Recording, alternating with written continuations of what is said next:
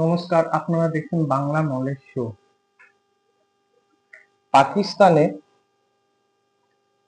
পাকিস্তানে গত 24 ঘন্টায় একটা ম্যাসিভ অ্যাটাক হয়েছে।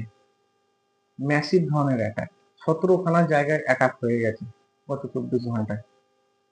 কে করেছে, কারা করেছে, কেন করেছে, বিস্তারিত আপনাদের জানাবো। চলুন তাহলে জানা যায়। পাকিস্তানের বালুচিস্তান বলে একটা জায়গা আছে, আপনাদের আমি ম্যাপে দেখাচ্ছি। পাকিস্তানের বালুচিস্তান বলে একটা জায়গা আছে, এই দেখুন, এটা হচ্ছে বালুচিস্তান। এইখানেই অ্যাটাকটা হয়েছে। কে করেছে? বালুচিস্তানের একটা সংগঠন আছে, BLA, বালুচিস্তান লিবারেশন আর্মি। এ আগে অ্যাটাক করতো, কিন্তু এখন BLA, বালুচিস্তান লিবারেশন আর্মি, এর আপডেট ভার্সন হয়েছে। এর আপডেট ভার্সনের নাম কি? এর আপডেট ভার্সনের নাম BLF, বালুচিস্তান লিবারেশন ফ্রন্ট।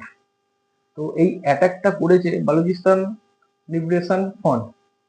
কেন করেছে? কারণ পাকিস্তান হওয়ার পর থেকে বালুচিস্তান সবসময় পাকিস্তানের থেকে আলাদা হতে চেয়েছে, এবং সেই কারণে এদের এই সংগঠন এই কাজটা করে চলেছে, যাতে পাকিস্তান থেকে এরা আলাদা হতে পারে। তো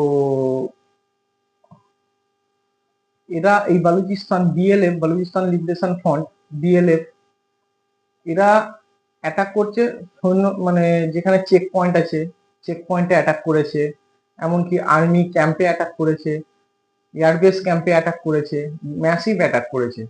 সেই জন্য পাকিস্তান খুবই চিন্তিত, এবং সমস্ত বালুচ যারা আছে, এদের বালুচিস্তানে যারা থাকে তাদের বালুচ বলা হয়। বালুচ চাইছে এরা পাকিস্তান থেকে যাতে আলাদা হয়ে যেতে পারে। এরা র্যান্ডাম অ্যাটাক করছে। আপনারা একটা জিনিস দেখবেন, আপনারা একটা জিনিস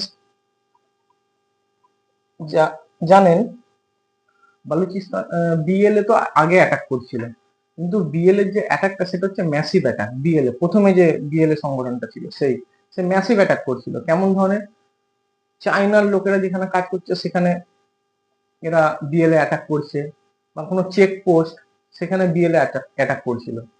কিন্তু নতুন যে আপডেট ভার্সনটা এসছে BLF, সে একটা অপারেশন সাজিয়ে অ্যাটাক করছে।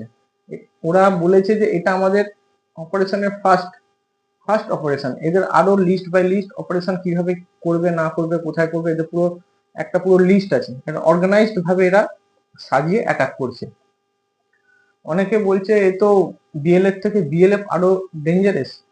হ্যাঁ, অবশ্যই ডেঞ্জারাস, কিন্তু BLF যতটা অ্যাক্টিভ এখন ভাবে কাজ করছে, BLA মানে পুরনো যে BLA ছিল, সেও ধীরে ধীরে এর সাথে এক হয়ে যাবে। এই হচ্ছে ব্যাপার। এবার মিডিয়া, বুঝতেই পারছেন, ইন্টারন্যাশনাল মিডিয়া এটাকে কভার করছে, এবং তারা বলছে যেভাবে পাকিস্তানে এই দুটো সংগঠন অ্যাক্টিভ হয়েছে, এটা পাকিস্তানের জন্য খুবই দুঃখজনক কথা, এবং ফিউচারে পাকিস্তানে কি হবে ওরা এখন সেটা বলতে পারছে না।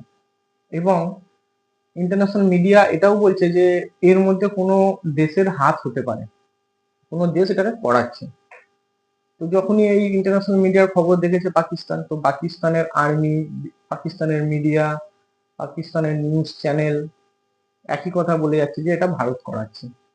কিন্তু 14-15 বছর ধরে এরা কোনো ভারতের, মানে ভারত যে করাচ্ছে তার কোনো প্রমাণ নেই। বিগত 14-15 বছর ধরে ভারতকে কোনো প্রমাণ দিতে পারেনি, শুধু মুখেই বলে যায় ভারত এটা করাচ্ছে ওটা করাচ্ছে, কিন্তু কোনো প্রমাণ দিতে পারে না।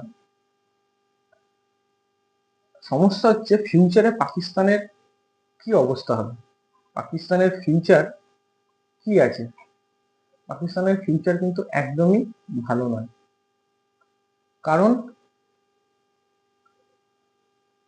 এইভাবে যদি অ্যাটাক চলতে থাকে, একদিন না একদিন বালুচিস্তান আলাদা হবেই।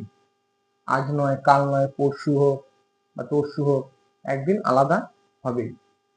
তো পাকিস্তানের সেনারা এখন যেভাবে ফেঁসেছে এখানে, আগে যখন অ্যাটাক করতো তখন পাকিস্তানের ম্যাসিভ সেনা, মানে প্রচুর পরিমাণে সেনা বালুচিস্তানে এরা এন্টার করিয়ে দিত, এবং সেটাকে, এই অ্যাটাক গুলোকে চেষ্টা করতো থামানোর। কিন্তু পাকিস্তান এখন এমন ভাবে ফেঁসেছে, পাকিস্তানের ইস্টে ভারতের সাথে যে মানে বর্ডার আছে, সেই বর্ডার গুলোতে ভারত তো এখনো প্রচুর পরিমাণে সৈন্য রেখে দিয়েছে। কারণ ভারত অপারেশন সিন্দুরের সময় তো, ভারত অপারেশন সিন্দুর হয়ে যাওয়ার পর তো ভারত সরকার বলেইছে যে আমাদের এই অপারেশন সিন্দুর এখনো শেষ হয়নি, এটা এখনো অ্যাক্টিভ আছে। সেই কারণে পাকিস্তান বেশি সৈনিক ওইদিকে বালুচিস্তানে পাঠাতে পারছে না। কারণ যদি ওইদিকে পাঠায় আর যদি ভারত এদিকে কোনো অপারেশন চালিয়ে দেয় পিওকের উপর, তাহলে পাকিস্তান খুব সমস্যায় পড়ে যাবে। সেই কারণে পাকিস্তান এখন দুটো ফ্রন্টে ফেঁসে আছে। এখন এই ফেঁসে ফেঁসে থাকাতে ভারত কিভাবে তার ফায়দা নিতে পারে সেটাই দেখার আছে। নমস্কার, বন্দে মাতরম।